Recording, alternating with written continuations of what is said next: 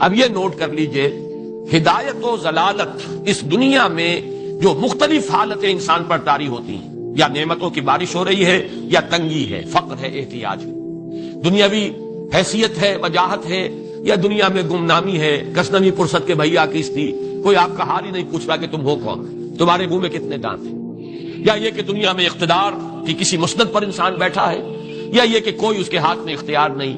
یہ تمام جو حالات انسان پر طاری ہوتے ہیں، ان کے جواب میں جو طرز عمل فکری اعتبار سے اور عملاً انسان اختیار کرتا ہے، اس کے 4 درجے ہیں. پہلا درجہ ہے انتہائی گمراہی، ضل ضلالا بعیدا. وہ کیا ہے؟ اگر عزت ہوئی، نعمتیں ملی، فلاں دیوی یا دیوتا کی نگاہ کرم ہے، اس کی کرپا سے یہ ہو گیا. اور اگر کوئی تکلیف آ گئی، مصیبت آ گئی، معلوم ہوتا ہے کہ فلاں دیوی یا دیوتا ہم سے ناراض ہو گیا، یہ کالی دیوی کی طرف سے کوئی مصیبت آ گئی ہے، یا یہ کہ یہ لکشمی دیوی کی نگاہ کرم ہے کہ ہمیں دولت مل گئی ہے. یہ تو ہے شرک. شرک ہونے کے اعتبار سے یہ ہے ضل ضلالا بعیدا، انتہائی پستی. اس پستی سے اوپر آئیں گے تو توحید کی پہلی منزل ہے. عزت دی اللہ نے دی، اگر کوئی تنگی آ گئی، فقر، تکلیف، کوئی ذلت، رسوائی، یہ بھی اللہ کی طرف سے. ایک اعتبار سے تو انسان ہدایت پر آ گیا. بڑی گہرائی تھی اس گندگی کی اور اس خباثت کی جو شرک جس کا نام ہے، اس سے انسان نکل آیا، نجاست سے. توحید تو ہے، لیکن ابھی اس میں اس کی گمراہی کا ایک ایلیمنٹ شامل ہے. اور یہ گمراہی سے جب تک آگے نہیں آئے گا، اوپر نہیں ابھرے گا، اس کا طرز عمل کیا ہوگا کہ ذرا کچھ مل گیا، عزت مل گئی، پھولے نہیں سما رہے، اب زمین پر قدم نہیں ٹک رہے، گردن اکڑ رہی ہے، کہیں محرومی ہو گئی، کوئی تکلیف آ گئی، کوئی مشقت، فقر آ گیا، اب بجھ کر رہ گئے. ان دونوں کیفیات میں انسان کا پینڈولم جو ہے وہ ایکسٹریم کو جائے گا. یہ کب ہوگا؟ جبکہ انسان یہ سمجھتا ہے کہ اس دنیا میں جو دولت مل گئی یا عزت مل گئی تو یہ گویا کہ بڑی کوئی قابل فخر شے ہے، اور اگر یہاں پر کوئی تکلیف آ گئی، کوئی مصیبت آ گئی، فقر و فاقہ آ گیا تو یہ گویا کہ بہت ہی اہانت آمیز شے ہے. اگر یہ انسان سمجھے گا تو طرز عمل وہ نکلے گا نتیجے کے طور پر جو میں بیان کر چکا ہوں. یہ گمراہی ہے. اس گمراہی سے نکلیں گے تو آپ کس مقام پر آئے؟ دوسری منزل ہدایت کی کیا ہے؟ نہ یہ عزت ہے نہ یہ ذلت ہے، دونوں حیثیتیں برابر ہیں کہ یہ امتحان ہے. اسی لیے ان دونوں آیتوں میں ایک لفظ قدر مشترک ہے، اذا مبتلاہ فاما الانسان اذا مبتلاہ ربہ فاکرمہ ونعمہ. یہ بھی ایک ابتلا ہے، آزما رہا ہے اللہ. کبھی وہ دے کر آزماتا ہے، کبھی چھین کر آزماتا ہے، کبھی فقر و فاقہ سے آزماتا ہے، کبھی وہ کثرت دولت اور کثرت مال سے آزماتا ہے، کبھی وہ صحت دے کر آزماتا ہے کہ یہ قوت اور توانائی اور صحت جو میں نے دی ہے یہ اس میں کیا کرتا ہے، کبھی وہ مرض کے ذریعے سے آزماتا ہے کہ صبر کرتا ہے کہ نہیں کرتا. ہمارے لیے شکوہ اور شکایت تو اس کی زبان پر نہیں آ جاتی، نالا اور شیون تو نہیں آ جاتا، تکلیف جھیلتا ہے کہ نہیں جھیلتا، اس میں تحمل ہے کہ نہیں ہے، تو صبر کرتا ہے یا شکر کرتا ہے. یہ دونوں کیفیات در حقیقت اس اعتبار سے مساوی ہے. یہ بھی امتحان، یہ بھی امتحان. یہ حقیقت جب سامنے ہوگی اب وہ پینڈولم جو ہے وہ بہت کم ہو جائے گا. یعنی انسان میں طبعی طور پر تو ایک اثر ہوتا ہے غیر اختیاری. کسی چیونٹی نے کاٹا آپ کے پاؤں پر، آپ اپنا پاؤں ہٹا لیں گے، اس میں کوئی ارادہ نہیں، یہ ریفلیکس ایکشن ہے، غیر اختیاری فعل ہے. اس حد تک تو انسان ضرور متاثر ہوتا ہے، اس سے تو کوئی انسان جو ہے وہ بلند تر نہیں ہو سکتا. حضرت ابراہیم رضی اللہ تعالیٰ عنہ، حضور کے وہ نومولود فرزند، انتقال جب ہو رہا تھا آپ کی آنکھوں میں آنسو آ گئے. اب یہ ایک طبعی اثر ہے، ایک فعل ہے، انفعالی کیفیت ہے جو بالکل طبعی ہے، لیکن یہ نہیں کہ اس کی وجہ سے انسان کی زبان پر کوئی شکوہ آ جائے، کوئی شکایت آ جائے. یہ نہیں ہوگا، یہ ایمان کے منافی ہے. اسی طریقے سے اگر کوئی خوشی ہوئی ہے تو چہرے کے اوپر ایک نکھار آ جائے گا، تبسم آ جائے گا، اس سے زائد نہیں.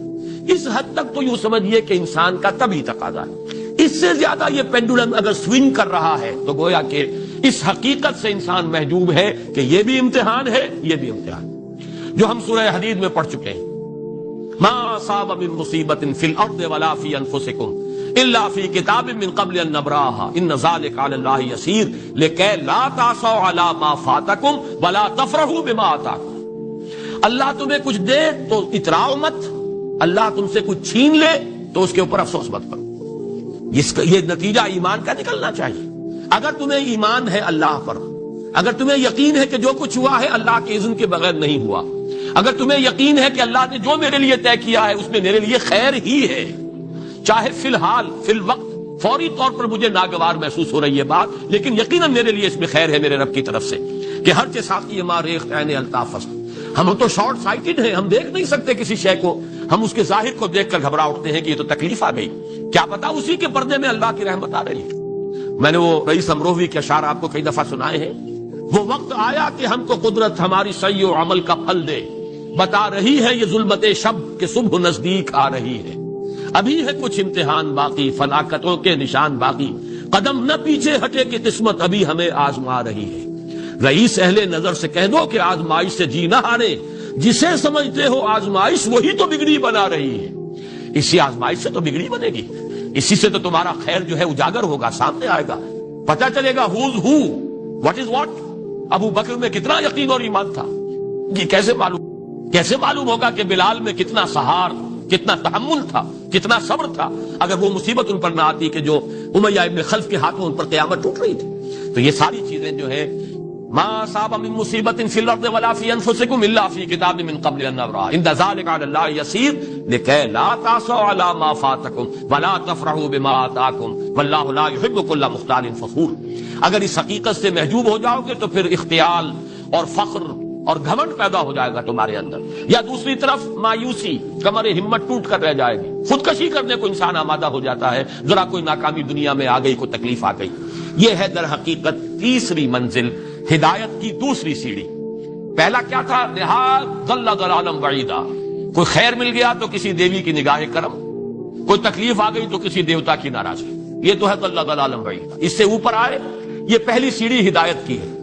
عزت ہے تو اللہ کی طرف سے، اور اگر کوئی ذلت ہے، تنگی ہے تو اللہ کی طرف سے۔ یہ ہدایت کا آغاز ہو گیا، یہ توحید کی بنیادی منزل ہے۔ اس سے اگلی منزل، یہاں کی ذلت ذلت نہیں، یہاں کی عزت عزت نہیں۔ ذالک یوم التغابن، ہار اور جیت کے فیصلے کا دن تو قیامت کا دن ہے۔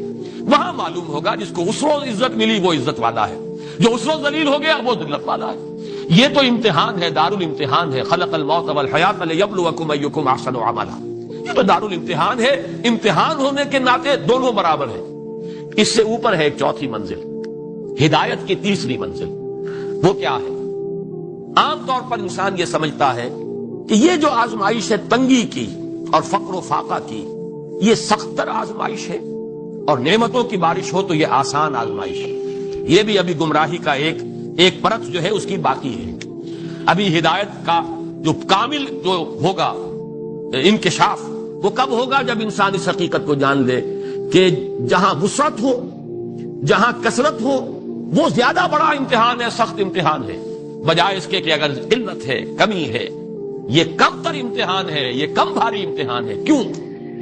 کہ اگر آپ کے پاس کثرت ہے، آپ کے اندر غفلت پیدا ہو جائے، کثرت کا لازمی نتیجہ غفلت ہے، اور اگر قلت ہے، بمشکل گزارا ہو رہا ہے، تو اللہ یاد رہے گا، راتوں کو گڑ گڑائیں گے۔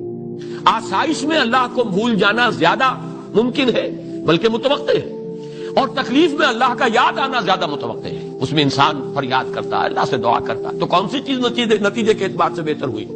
معلوم ہوا یہ امتحان جسے آپ ہلکا سمجھ رہے ہیں یہ سخت تر ہے۔ اگر اصل کامیابی قیامت کی اور آخرت کی ہے تو یہ امتحان زیادہ سخت ہے بنسبت اس امتحان کے، اگرچہ اس امتحان کی بھی ایک آخری شکل ہے جس کے بارے میں حضور نے فرمایا کاد الفقر ان یکون کفرا۔ لیکن عام حالات میں یہ سمجھ لینا چاہیے کہ یہ بھی امتحان، یہ بھی امتحان۔ لیکن اگر تنگی ہے، اس کے لیے بھی حدیث بڑی پیاری ہے، حضور نے فرمایا ما قل و کفا خیر مما کثر و الہا۔ اگر کم ہو لیکن کفایت کر جائے، ضرورت پوری ہو گئی، پیٹ کو جتنا درکار تھا جسم اور جان کا رشتہ برقرار رکھنے کے لیے اتنا مل گیا، نہیں کوئی کئی کورسز کے ڈنر کھائے ہیں، نہیں کوئی اس کے اندر جو ہے لذت ہے، لیکن یہ کہ بنیادی ضرورت پوری ہو گئی، کسی کے سامنے ہاتھ نہیں پھیلانا پڑا، کسی کے سامنے عزت نفس کو ہتھیلی پر رکھ کر پیش نہیں کرنا پڑا۔ ما قل و کفا، جو کم ہے لیکن کافی ہے، خیر وہ کہیں بہتر ہے اس سے مما کثر و الہا، جو ہو تو بہت لیکن اس سے غفلت طاری ہو جائے۔ الہاکم التکاثر، یہ تکاثر تو انسان کو غفلت کے اندر مبتلا کر دینے والی شے ہے۔ یہ ہے اصل میں کہ جس کے لیے تاریخی اعتبار سے نوٹ کر لیجئے واقعہ امام احمد ابن حنبل رحمہ اللہ، ان کی تاریخ کا، ان کی زندگی کا یہ واقعہ بہت ہی سبق آموز ہے۔ خلق قرآن کے مسئلے پر جب خلافت بنی عباس کے دوران ان پر تشدد ہو رہا تھا، مارا جا رہا تھا، جیل میں تعذیب، پرسیکیوشن، وہ مار ماری جا رہی تھی جس کے بارے میں آتا ہے کہ اگر ہاتھی کو بھی وہ مار ماری جاتی تو وہ بھی بلبلا اٹھتا، اس وقت کبھی ان کی آنکھوں میں آنسو نہیں آئے. ایک صبر اور ثبات اور استقلال کا پہاڑ کھڑا جھیل رہا. پھر وہ حکومت تبدیل ہو گئی. اب وہ جو خلیفہ وقت ہے وہ خود اس مسئلے میں ان کے ہم خیال ہیں. اب انہیں جیل سے تو نکال دیا گیا. اس کے بعد یہ کہ ایک وقت آتا ہے کہ دارالخلافہ سے اشرفیوں کی ایک تھیلی لے کر ایک شخص آتا ہے کہ یہ خلیفہ نے آپ کو ہدیہ بھیجا ہے, نذرانہ ہے. اس پر رو پڑے اور یہ عرض کیا بارگاہ خداوندی میں, پروردگار میں اس آزمائش کے قابل نہیں ہوں. یہ آزمائش کہیں سخت ہے, یہ سنہری آزمائش, پہلی آزمائش. اس کو ریزسٹ کرنا جو ہے, ٹیمپٹیشن کو ریزسٹ کرنا, یہ کہیں مشکل ہے اس پرسیکیوشن اور اس تشدد کو برداشت کرنے سے. تو یہ خاص طور پر یہ نمایاں نشان ذہن میں رکھیے. تو ان آیات میں کہ جو نہایت اہم ہے یہ دو آیتیں قرآن مجید کی, بظاہر سوال آتا ہے کہ اس میں حرج کی کون سی بات ہے؟ اللہ تعالیٰ معز ہے, اللہ تعالیٰ مذل ہے.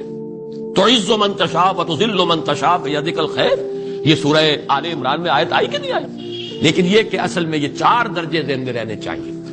اگر آسانی ہو, عزت ہو, دولت ہو, فراوانی ہو تو کسی دیوی کی نگاہ کرم یا دیوتا کا کرم. تکلیف ہو, مصیبت ہو تو کسی دیوی یا دیوتا کا اظہار غضب, ناراضگی کا مظہر. اس سے اوپر آئے جو عزت دی ہے اللہ نے دی ہے, مجھے اللہ نے باعزت کر دیا دنیا میں, اور یہ ذلت اللہ نے مجھے ذلیل کر دیا. اس کے اعتبار سے یہ ہدایت ہے, توحید تو آ گئی. لیکن ابھی گمراہی کا ایک ایلیمنٹ شامل ہے. وہ گمراہی کیا ہے کہ نہ یہاں کی عزت عزت ہے, نہ یہاں کی ذلت ذلت ہے.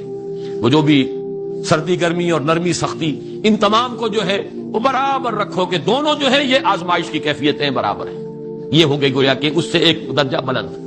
ابھی اگر ذہن میں آپ کے یہ ہے کہ یہ فراوانی اور دنیا میں نعمتوں کی بارش اگر ہو رہی ہو تو اس کو سمجھنا کہ یہ ہلکی آزمائش ہے, اور اگر فقر و فاقہ ہو, تنگی ہو, گمنامی ہو اور دنیا کے میں کوئی حیثیت اور اہمیت حاصل نہ ہو تو یہ گویا کہ زیادہ سخت امتحان ہے. تو ابھی گویا کہ گمراہی کا ایک ایلیمنٹ موجود ہے.